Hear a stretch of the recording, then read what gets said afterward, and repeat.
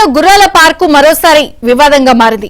గత వైసీపీ హయాంలో కౌన్సిల్ ఆమోదం లేకుండా ముడసర్లోవ వద్ద 6 కోట్ల వ్యయంతో గుర్రపు స్వారీ ప్రాజెక్టు నిర్మాణానికి అప్పట్లో జీవీఎంసీ కమిషనర్ గా ఉన్న సాయికాంత్ వర్మ ప్రతిపాదించారు. కౌన్సిల్ నుంచి అనుమతి తీసుకోకుండా 6 కోట్ల వ్యయంతో ప్రాజెక్టు నిర్మాణ బాధ్యతలను ఒక కాంట్రాక్టర్ కు అప్పగించారు. అయితే పార్కులో కాంక్రీట్ పనులు చేపట్టడంతో కొందరు పర్యావరణవేత్తలు రాష్ట్ర ప్రభుత్వానికి ఫిర్యాదు చేశారు. దాంతో అసలు ఆ ప్రాజెక్టుకు ఎవరు అనుమతి ఇచ్చారు అనే ప్రశ్నలు తలెత్తాయి.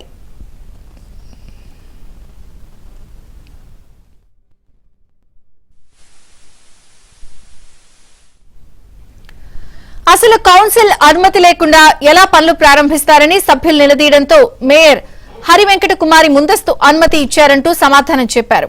అయితే తాను గుర్రపు స్వారీ ప్రాజెక్టుకు అనుమతి ఇవ్వలేదని అప్పటి మేయర్ గొలగాని హరివెంకట కుమారి వివరణ ఇచ్చారు. ఇద్దరిలో ఎవరు చెప్పింది వాస్తవమో తేల్చాలంటూ మేయర్తో పాటు కమిషనర్ను సభ్యులు డిమాండ్ చేశారు. ఆ తర్వాత అంశం మరుగున పడిపోయింది.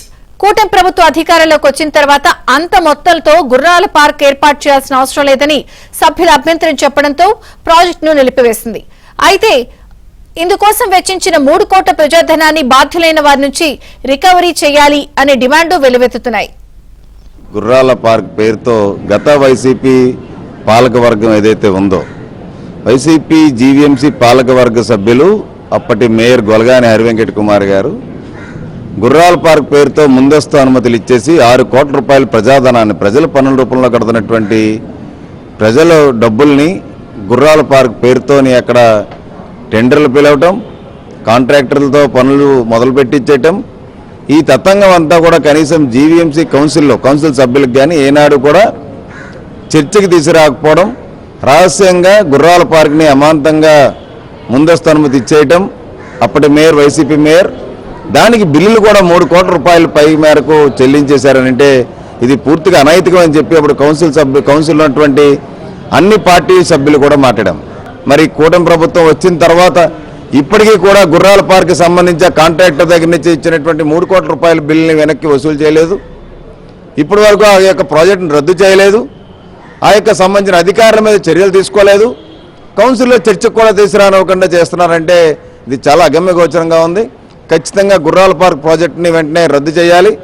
బిల్లులు చెల్లించినటువంటి బిల్లుల్ని తిరిగి కాంట్రాక్టర్ నుంచి వసూలు చేయాలి. గతంలో అక్రమంగా గుర్రాల పార్క్ అనేటటువంటి ప్రాజెక్ట్ని చేపట్టడం జరిగింది.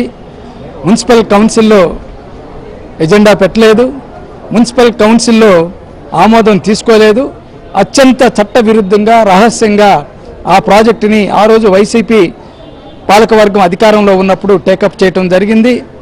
3 కోట్ల రూపాయలు ఎటువంటి అనుమతి లేకుండానే కాంట్రాక్టర్ బిల్లులు చెల్లించారు.